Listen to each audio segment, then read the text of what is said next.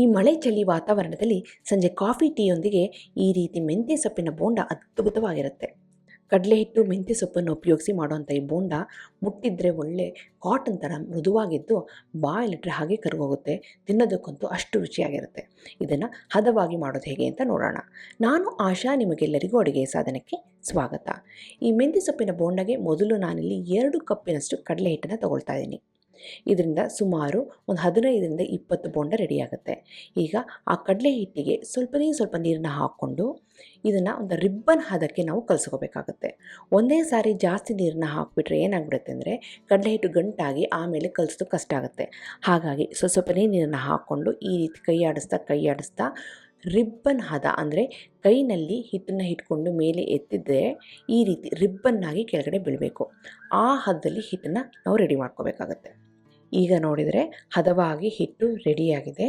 ಈಗ ನೆಕ್ಸ್ಟ್ ಸ್ಟೆಪ್ಪಿನಲ್ಲಿ ಒಂದು ಮುಖ್ಯವಾದಂಥದ್ದು ಏನು ಅಂತಂದರೆ ಇದನ್ನು ಚೆನ್ನಾಗಿ ನಾವು ಈ ರೀತಿ ಬಡಿಬೇಕು, ಹಾಗೆ ಕಲಿಸ್ಬೇಕು. ಹೀಗೆ ಮಾಡೋದ್ರಿಂದ ಹಿಟ್ಟು ಲೈಟ್ ಆಗುತ್ತೆ, ಹಾಗೆ ಬಣ್ಣನೂ ಸ್ವಲ್ಪ ಕಲರ್ ಚೇಂಜ್ ಆಗುತ್ತೆ.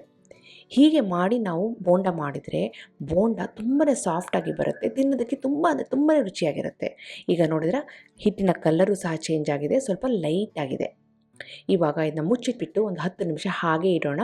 ಆ ಹಿಟ್ಟು ಚೆನ್ನಾಗಿ ಹರಡ್ಕೊಳ್ಳಿ. ಅಷ್ಟೊತ್ತಿಗೆ ನಾವಿಲ್ಲಿ ಹಸಿ ಶುಂಠಿ ಹಾಗೆಯೇ ಹಸಿರು ಮೆಣಸಿನ್ಕಾಯಿ ಪೇಸ್ಟನ್ನ ರೆಡಿ ಮಾಡ್ಕೋಬೇಕಾಗುತ್ತೆ. ಅರ್ಧ ಇಂಚಿನಷ್ಟು ಹಸಿ ಶುಂಠಿ, ಖಾರಕ್ಕೆ ತಕ್ಕಂತೆ 3ರಿಂದ 4 ಹಸಿ ಮೆಣಸಿನ್ಕಾಯಿನ ಹಾಕ್ಕೊಂಡು ಈ ರೀತಿ ಪೇಸ್ಟಾಗಿ ಮಾಡ್ಕೊಳ್ತಾ ಇದ್ದೀನಿ. ಈ ಪೇಸ್ಟನ್ನು ನಾವು ಆ ಕಡಲೆ ಹಿಟ್ಟಿಗೆ ಹಾಕ್ಕೋಬೇಕು. ಹಾಗೆ ಕತ್ತರಿಸು ಸಹ ಹಾಕ್ಕೋಬೋದು, ಆದರೆ ಮಕ್ಕಳಿಗೆ ಬಾಯಿಗೆ ತಿನ್ನಬೇಕಾದ್ರೆ ಸಿಗುತ್ತೆ ಅಂತಂದ್ಬಿಟ್ಟು ಈ ರೀತಿ ಪೇಸ್ಟಾಗಿ ಮಾಡಿಕೊಂಡ್ರೆ ಬಾಯಿಗೆ ಸಿಗೋದಿಲ್ಲ, ಹಾಗೆ ರುಚಿ ಇನ್ನೂ ಚೆನ್ನಾಗಿ ಬರುತ್ತೆ. ಜೊತೆಗೆ ಸ್ವಲ್ಪ ಧನಿಯಾ ಪುಡಿ, ಸ್ವಲ್ಪ ಜೀರಿಗೆ ಪುಡಿ, ರುಚಿಗೆ ತಕ್ಕಷ್ಟು ಉಪ್ಪು, ಒಂದೇ ಒಂದು ಚಿಟಿಕೆಯಷ್ಟು ಅರಿಶಿನ ಪುಡಿ, ಹಾಗೆ ಅರ್ಧ ಟೀ ಸ್ಪೂನಷ್ಟು ಅಜ್ವೆಯನ್ನು ಈ ರೀತಿ ಕೈನಲ್ಲಿ ಉಜ್ಜಿ ಸೇರಿಸ್ತಾ ಇದ್ದೀನಿ. ಇಲ್ಲಿ 2 ಹಿಡಿಯಷ್ಟು ಮೆಂತ್ಯ ಸೊಪ್ಪನ್ನು ಚೆನ್ನಾಗಿ ತೊಳೆದ್ಬಿಟ್ಟು ಡ್ರೈ ಮಾಡಿಕೊಂಡು ಈ ರೀತಿ ಸಣ್ಣದಾಗಿ ಕಟ್ ಮಾಡ್ಕೊಳ್ತಾ ಇದ್ದೀನಿ.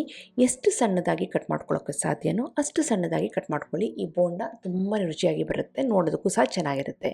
ಈಗ ಸಣ್ಣದಾಗಿ ಕತ್ತರಿಸೋ ಅಂಥ ಮೆಂತ್ಯ ಸೊಪ್ಪನ್ನು ಹಾಕಿ ಜೊತೆಗೆ ಸ್ವಲ್ಪ ಕೊತ್ತಂಬರಿ ಎಲೆನೂ ಸಹ ಸೇರಿಸಿ ಇದನ್ನು ಚೆನ್ನಾಗಿ ಮಿಕ್ಸ್ ಮಾಡ್ತಾಯಿದ್ದೀನಿ.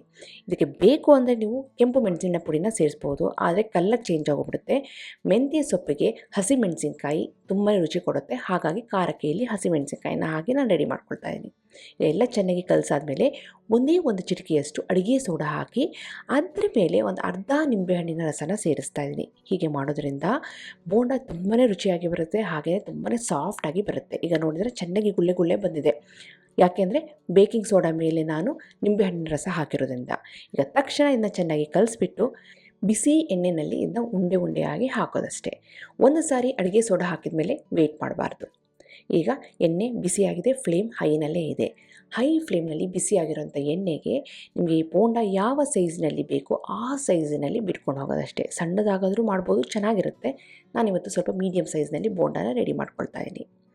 ಒಂದು ಸಾರಿ ಬೋಂಡ ಎಲ್ಲ ಎಣ್ಣೆಗೆ ಬಿಟ್ಟಾದಮೇಲೆ ಫ್ಲೇಮ್ನ ಮೀಡಿಯಮಲ್ಲಿ ಇಟ್ಕೊಂಡು ಬೇಯಿಸ್ಕೋಬೇಕು. ಯಾಕೆ ಅಂದರೆ ನಾನು ಬೋಂಡ ದಪ್ಪದಾಗಿ ಹಾಕಿರೋದ್ರಿಂದ ಒಳಗಡೆವರೆಗೂ ಇದು ಚೆನ್ನಾಗಿ ಬೇಯಬೇಕು ಅಂತಂದರೆ ಮೀಡಿಯಮ್ ಫ್ಲೇಮ್ನಲ್ಲಿ ಇದನ್ನ ನಾವು ಕೈ ಆಡಿಸ್ತಾ ಕಲರ್ ಒಂದೇ ರೀತಿ ಬರಬೇಕು, ಹಾಗೆಯೇ ಸ್ವಲ್ಪ ಗೋಲ್ಡನ್ ಬ್ರೌನ್ ಆಗಬೇಕು. ಅಲ್ಲಿವರೆಗೆ ನಾವು ಇದನ್ನು ಕೈ ಆಡಿಸ್ತಾ ಬೇಯಿಸಿದರೆ ಒಳಗಡೆವರೆಗೂ ಚೆನ್ನಾಗಿ ಬೇಯ್ಕೊಳ್ಳುತ್ತೆ. ಈಗ ನೋಡಿದ್ರೆ ಬೋಂಡ ಚೆನ್ನಾಗಿ ಬೆಂದಿದೆ, ಎಣ್ಣೆಯಲ್ಲಿರೋಂಥ ಗುಳ್ಳೆಗಳು ಸಹ ಕಡಿಮೆ ಆಗಿದೆ, ಒಳ್ಳೆ ಕಲರು ಸಹ ಬಂದಿದೆ. ನಾವು ಈ ಬೋಂಡಕ್ಕೆ ಕೆಂಪು ಮೆಣಸಿನ್ಕಾಯಿ ಪುಡಿ ಹಾಕಿಲ್ಲ ಅಲ್ವಾ, ಹಾಗಾಗಿ ಕಲರು ಸ್ವಲ್ಪ ಲೈಟಾಗಿ ಬರುತ್ತೆ. ಚಿಂತೆ ಇಲ್ಲ, ಚೆನ್ನಾಗಿ ಬೆಂದಿದೆ, ನೋಡೋದಕ್ಕೆ ಅದ್ಭುತವಾಗಿದೆ. ಈಗ ಬಿಸಿಯಾದಂಥ ಬೋಂಡ ರೆಡಿಯಾಗಿದೆ. ಇದನ್ನು ನಾವು ಹೊರಗಡೆಗೆ ಪ್ಯಾಕ್ ಮಾಡಬೇಕು ಅಂತಂದರೆ ಆಡಿ ಯೂನಿರ್ಯಾಪ್ ಅವರ ಪೇಪರ್ ಸ್ನ್ಯಾಕ್ಸ್ ಬ್ಯಾಗು ಸಿಗುತ್ತೆ. ಇದನ್ನು ಉಪಯೋಗಿಸಿ ನಾವು ಬೋಂಡ, ಬಜ್ಜಿ, ಪರಾಟ, ಚಪಾತಿ, ಸ್ಯಾಂಡ್ವಿಚ್ಚು, ಬರ್ಗರು ಏನಾದರೂ ಡ್ರೈ ಸ್ನ್ಯಾಕ್ಸನ್ನು ಆರಾಮಾಗಿ ಪ್ಯಾಕ್ ಮಾಡ್ಬೋದು.